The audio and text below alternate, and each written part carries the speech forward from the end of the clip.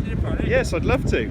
So this is another story. This was the Audi 80 GT, and this was going to be the rival to the Golf GTI. It's the same engine, it's the same engine, I think.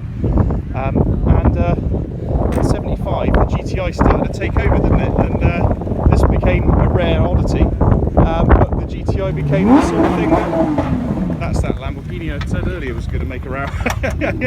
And this gentleman's preserved it, completely rebuilt it. Started in the 80s. Or was it in 87? 87. Nut and bolt. It's only 12 years old. So complete Wow, yeah. The only difference is it's got a reliable Weber because the Solex was a pain. Yeah. Got the original spoilers. Yeah. And the ride, some. Oh, it's capacity. gorgeous. It's gorgeous. You've done a fantastic job of it. It's beautiful. Look at that. Oh, look, I'm sure the viewers will love this. This is a rare one, isn't it? Very rare. And does it drive nice? That's going to be changed. That was just temporary. Yeah. It didn't have any black hose. Ah, fair enough. Well, it does the job, doesn't it?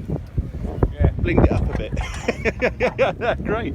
Oh, fantastic. No rust in it. Complete nut and bolt rebuild. Over a number of years. Started going around the circuit in it shortly. Hello, Oh, lovely. we Now have the You'll see it on Max frame Machines roof, as so, well, hopefully, but car nice to with a meet you. yellow Thank you. window sticker.